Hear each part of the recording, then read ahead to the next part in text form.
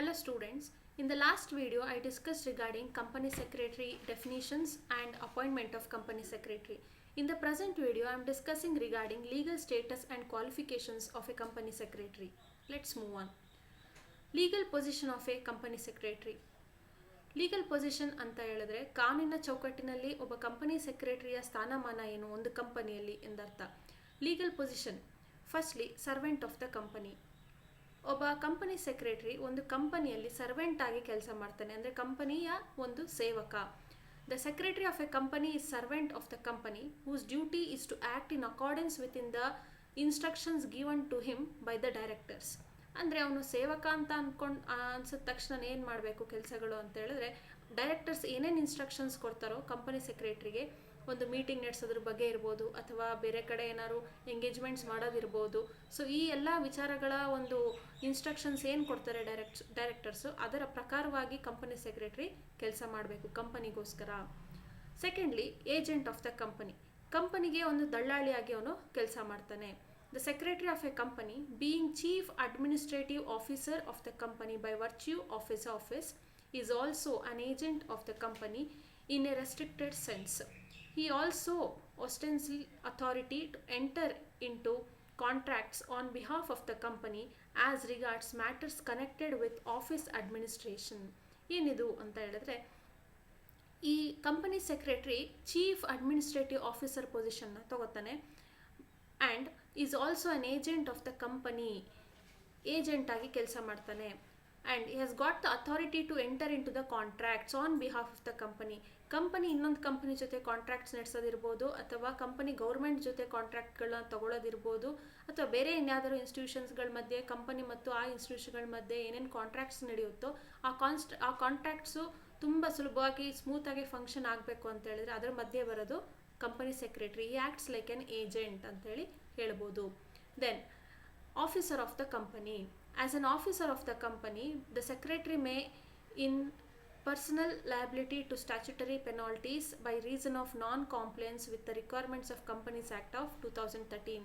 Besides, he is a chief officer under whose supervision all ministerial and administrative work at registered office company is carried on. ಅಂತ ಹೇಳಿದ್ರೇನು, is also an officer of the company. Officer ಆಗಿ ಅವನ ಕೆಲಸಗಳನ್ನ ಮಾಡ್ತಾನೆ. Secretary may incur personal liability, ಅವನಿಗೂ ಕೂಡ officer ಅಂತ ಹೇಳಾದ್ಮೇಲೆ ತಗೊಂಡ ಮೇಲೆ he can also incur personal liability to statutory penalties. Statutory penalties ಯಾವುದೇ ಬಿದ್ದರೂ ಕೂಡ ಒಂದು ಕಂಪನಿಗೆ, ಈ ಕಂಪನಿ ಸೆಕ್ರೆಟ್ರಿಗೂ ಕೂಡ ಅದು ಪರ್ಸನಲ್ ಲಯಬಿಲಿಟಿ ಆಗಿ ಬರುತ್ತೆ. ಆ್ಯಂಡ್ ಯಾವಾಗ ಅಂತ ಹೇಳಿದ್ರೆ, by reason of non compliance with the requirements of companies act of 2013. So ಏನಾದ್ರು ಕಂಪನೀಸ್ ಆ್ಯಕ್ಟ್ ಆಫ್ 2013 ಇದ್ದಂಥ ರೂಲ್ಸ್ಗಳು ಅಥವಾ ಏನಾದ್ರು ರಿಕ್ವೈರ್ಮೆಂಟ್ಸ್ನ ಅವನು ಫುಲ್ಫಿಲ್ ಮಾಡಲಿಲ್ಲ ಅಂತ ಹೇಳಿದ್ರೆ ದೆನ್ ಪೆನಾಲ್ಟೀಸ್ ಅವನ ಮೇಲೆ ಇಂಪೋಸ್ ಮಾಡ್ತಾರೆ. Besides is a chief officer under whose supervision all ministerial and administrative work at registered office of the companies carried on. ಈ ಕಂಪನಿ ಸೆಕ್ರೆಟರಿ ಚೀಫ್ ಆಫೀಸರ್ ಆಗಿರೋದ್ರಿಂದ ಈ ಕಂಪನಿಯ ಮಿನಿಸ್ಟ್ರಲ್ ಆ್ಯಕ್ಟಿವಿಟೀಸು ಮತ್ತು ಅಡ್ಮಿನಿಸ್ಟ್ರೇಟಿವ್ ಆಡಳಿತ ಕೆಲಸ ಕಾರ್ಯಗಳೆಲ್ಲವೂ ಕೂಡ ರಿಜಿಸ್ಟರ್ಡ್ ಆಫೀಸ್ನಲ್ಲಿ ನಡೀತಾ ಇರುತ್ತೆ. ಈ ಎಲ್ಲ ಒಂದು ಮೇಲ್ವಿಚಾರಣೆ ಯಾರ ಕೈಲಿರುತ್ತೆ, ಯಾರು ನಡೆಸೋದು ಅಂತ ಹೇಳಿದ್ರೆ is an officer of the company. ಯಾರು ಕಂಪನಿ ಸೆಕ್ರೆಟರಿ ಈ ಎಲ್ಲ ಕೆಲಸಗಳನ್ನ ಮಾಡಬೇಕಾಗಿ ಬರುತ್ತೆ. So these are the 3 legal position of a company secretary. Is a servant of the company, agent of the company and officer of the company. Servant ಅಂದರೆ ಒಂದು ಕಂಪನಿಗೆ ಅವನು ಸೇವಕ ಆಗಿರ್ತಾನೆ, ಆಮೇಲೆ ಕಂಪನಿಯ ದಳ್ಳಾಳಿ ಆಗಿರ್ತಾನೆ, ಕಂಪನಿ ಪರವಾಗಿ ಕಂಪನಿ ಮುಂದೆ ನಿಂತು ಅವನು ಎಲ್ಲ ಕೆಲಸಗಳನ್ನ ಮಾಡ್ತಾನೆ. And is also officer of the company. Moving on, qualifications of a company secretary. The qualifications as prescribed by the company's rules 1975 for the secretaries of a company are. ಏನೇನು qualifications ಇರಬೇಕು? 1975 ಕಂಪನೀಸ್ದು rules ಬಂದಿತ್ತು. So ಆ ರೂಲ್ಸಲ್ಲಿ secretaries qualification ಅಂತೇಳಿ specify ಮಾಡಿದ್ದಾರೆ. So first rule ನೋಡೋಣ. In case of a company having a paid up share capital of ₹50 lakhs or more, ಒಂದು ಕಂಪನಿಯ ಪೇಡ್ ಅಪ್ ಶೇರ್ ಕ್ಯಾಪಿಟಲು 50 ಲಕ್ಷಕ್ಕಿಂತನೂ ಜಾಸ್ತಿ ಇದ್ದರೆ, the secretary must be a member of the Institute of Company Secretaries of India incorporated under the Companies Act 1956. ಏನು ಅಂತ ಹೇಳಿದ್ರೆ, ಒಂದು ಕಂಪನಿಯ ಪೇಡ್ ಅಪ್ ಕ್ಯಾಪಿಟಲ್ 50 ಲಕ್ಷಕ್ಕಿಂತ ಜಾಸ್ತಿ ಇದ್ದರೆ ಆ ಕಂಪನಿಗೆ ಸೆಕ್ರೆಟರಿ ಆಗಿ ಸೇರಬೇಕು ಅಂತ ಹೇಳಿದ್ರೆ, ಅಥವಾ ಆ ಕಂಪನಿ ಸೆಕ್ರೆಟರಿನ ತಗೋಬೇಕು ಅಂತ ಹೇಳಿದ್ರೆ ಆ person he should be compulsory the member of the Institute of Company Secretaries of India incorporated under the Companies Act of 1956 and licensed under section 25 of that act, and also he should get a license under section 25 of the same act. A person who is a member of the Institute of Chartered Secretaries of London shall also be eligible for appointment as secretary of such a company. and ಇನ್ನೊಂದು provision ಇದೆ, other provision ಏನಂತ ಹೇಳಿದ್ರೆ, ಯಾವೊಬ್ಬ person institute of chartered secretaries of ಲಂಡನ್ನಲ್ಲಿ ಅವನೇನಾದ್ರು member ಆಗಿದ್ರೆ, ಯಾವುದಕ್ಕೆ institute of chartered ಸೆಕ್ರೆಟರೀಸಲ್ಲಿ ಅವನು ಮೆಂಬರ್ ಆಗಿದ್ರು ಕೂಡ is also eligible for the appointment of secretary of any company. So ಇದು ಒಂದು rule. Next, what is other rule? In case of any other company ಅಂತ ಹೇಳಿದ್ರೆ, ಕಂಪನಿಗಳು ನಾನು ಲಾಸ್ಟ್ ಸ್ಲೈಡಲ್ಲಿ ಹೇಳಿದ್ದು, ಇನ್ case of company having a paid up share capital of ₹50 lakh ಅಥವಾ ಅದಕ್ಕಿಂತ ಜಾಸ್ತಿ. ಇನ್ನು ನೆಕ್ಸ್ಟ್ ಕೇಸಲ್ಲಿ ಬರುವಂಥದ್ದು, ಇನ್ case of any other company ಅಂತ ಹೇಳಿದ್ರೆ which will be less than 50 lakh of paid up share capital ಅಂತ ಕಂಪನಿ ಆದರೆ 1 or more of the following qualification shall have to be possessed by the secretary. So ಇಷ್ಟು list ಏನಿದೆ, ಇಷ್ಟು ಲಿಸ್ಟಲ್ಲಿ ಯಾವ್ದಾದ್ರು ಒಂದು ಕ್ವಾಲಿಫಿಕೇಷನ್ನ ಅವನು ಹೋಲ್ಡ್ ಮಾಡಿಕೊಂಡು he can become a company secretary. So ಏನದು?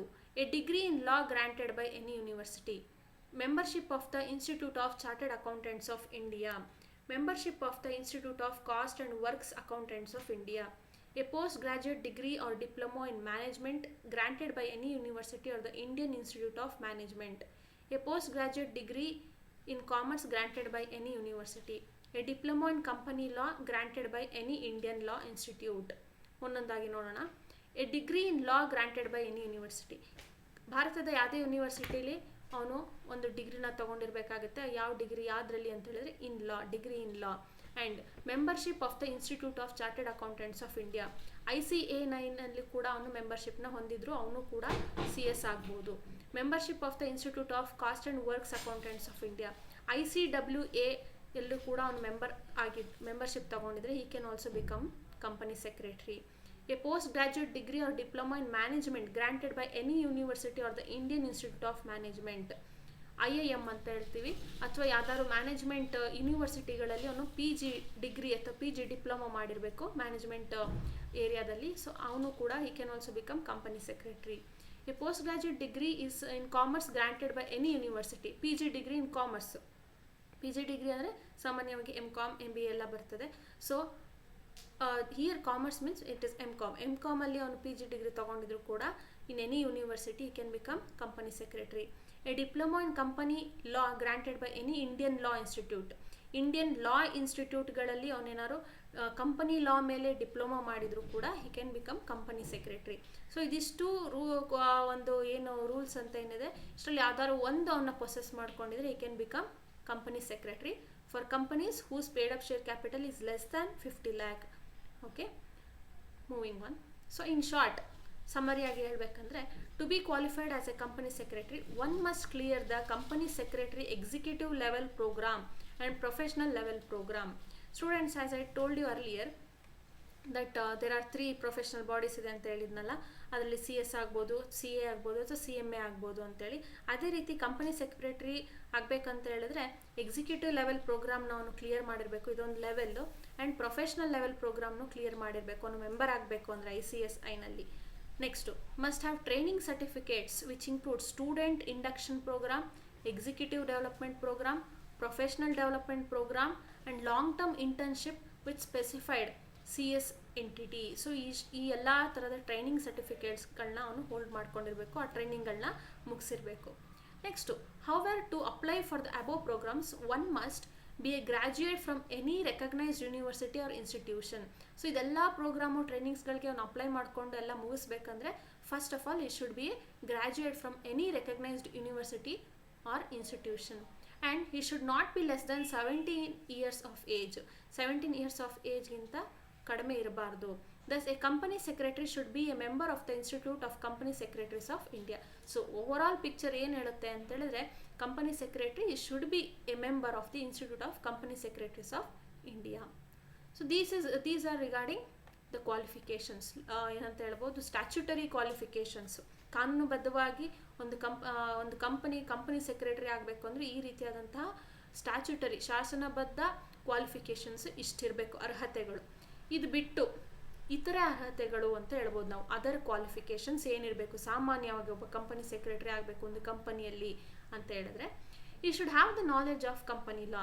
ಕಂಪನಿ ಸೆಕ್ರೆಟರಿ ಆಗ್ತಿದ್ದಾನೆ, ಕಂಪನಿನ ಒಂದು ಯಾವುದು ಗೌರ್ಮೆಂಟ್ ಮುಂದೆ ಅಥವಾ ಶೇರ್ ಹೋಲ್ಡರ್ಸ್ ಮುಂದೆ ಅಥವಾ ಡೈರೆಕ್ಟರ್ಸ್ಗಳ ಮುಂದೆ ಕಂಪನಿನ ಅವನು ರೆಪ್ರೆಸೆಂಟ್ ಮಾಡ್ತಿದ್ದಾನೆ ಅಂತ ಹೇಳಿದ್ರೆ, first of all you should have the knowledge of company law and you should have knowledge of economics ಅರ್ಥಶಾಸ್ತ್ರ. ಸೊ ಒಂದು ಕಂಟ್ರಿ ಅಥವಾ ಒಂದು ವರ್ಲ್ಡಲ್ಲಿ ಏನು ಅರ್ಥಶಾಸ್ತ್ರದ ಅರ್ಥಪರಿಸ್ಥಿತಿ ಏನಂತ ಹೇಳ್ತೀವಿ, ಆರ್ಥಿಕತೆ ಬಗ್ಗೆ ಏನೇನು ಬದಲಾವಣೆಗಳಾಗ್ತಿದೆ, ಅದರ ಒಂದು ಎಕನಾಮಿಕ್ ಎನ್ವಿರಾನ್ಮೆಂಟ್ ಇದೆ, ಅದ್ರ ಬಗ್ಗೆ ಎಲ್ಲ ಒಂದು ಸಾಮಾನ್ಯ ಜ್ಞಾನ ಅವನಲ್ಲಿ ಇರಬೇಕು. Next we should have general knowledge regarding all the matters ಎಲ್ಲ. ಅಂದರೆ ಒಂದು ಕಂಟ್ರಿಯಲ್ಲಿ ಹೇಗೆ ಪೊಲಿಟಿಕಲಿ ಎನ್ವಿರಾನ್ಮೆಂಟ್ ಹೇಗಿರುತ್ತೆ, ದೆನ್ ನ್ಯಾಚುರಲ್ ಎನ್ವಿರಾನ್ಮೆಂಟ್ ಸಂಬಂಧಪಟ್ಟಿದ್ದಿರ್ಬೋದು, ಅಥವಾ ಹೇಗೆ ಡಿಫ್ರೆಂಟ್ ಎನ್ವಿರಾನ್ಮೆಂಟಲ್ ಕಂಡೀಷನ್ಸು ಒಂದು ಕಂಪನಿ ಮೇಲೆ ಪ್ರಭಾವ ಹೇಗೆ ಬೀಳುತ್ತೆ, ಅದ್ರ ಬಗ್ಗೆ ಎಲ್ಲ ಜನರಲ್ ನಾಲೆಡ್ಜ್ ಅವನಿಗೆ ಸಾಮಾನ್ಯವಾಗಿ ಇರಬೇಕಾಗುತ್ತೆ. Next he should be smart, unbiased, presence of mind, amiable personality. He should be smart ಆಗಿ ಅವನು ಆ್ಯಕ್ಟ್ ಮಾಡಬೇಕಾಗುತ್ತೆ. ಯಾಕಂದರೆ ಕಾಂಟ್ರಾಕ್ಟ್ಗಳನ್ನ ಇವನು ಮಾಡಿಸ್ತಾ ಇರ್ತಾನೆ ಕಂಪನಿ ಮತ್ತು ಇನ್ನೊಂದು ಕಂಪನಿ ಅಥವಾ ಗೌರ್ಮೆಂಟ್ ಇರ್ಬೋದು, ಅಥವಾ ಇನ್ಯಾವುದೇ ರೆಗ್ಯುಲೇಟರಿ ಅಥಾರಿಟೀಸ್ ಇರ್ಬೋದು, ಇನ್ಯಾವುದೇ ಇನ್ಸ್ಟಿಟ್ಯೂಷನ್ಸ್ ಇರ್ಬೋದು, ಇವುಗಳ ಮಧ್ಯೆ ಲಿಂಕ್ ಕಂಪನಿ ಸೆಕ್ರೆಟರಿನೇ. ಸೊ ಅವನು ತುಂಬ ಚಾಣಾಕ್ಷತನದಿಂದ ಅವನು ವರ್ತಿಸ್ತಾ ಇರಬೇಕಾಗುತ್ತೆ. ಈ ಶುಡ್ ಬಿ ಅನ್ಬಯಾಸ್ಡ್ ಅಂತ ಹೇಳಿದ್ರೆ ಎಲ್ಲೋ ಒಂದು ಕಡೆಗೆ ಅವನು ಒಂದೇ ಪಾರ್ಶಿಯಾಲಿಟಿ ಥರ, ಅಂದರೆ ಈ ಶುಡ್ಂಟ್ ಹ್ಯಾವ್ ಡಬಲ್ ಮೈಂಡೆಡ್ನೆಸ್ ಇರಬಾರ್ದು.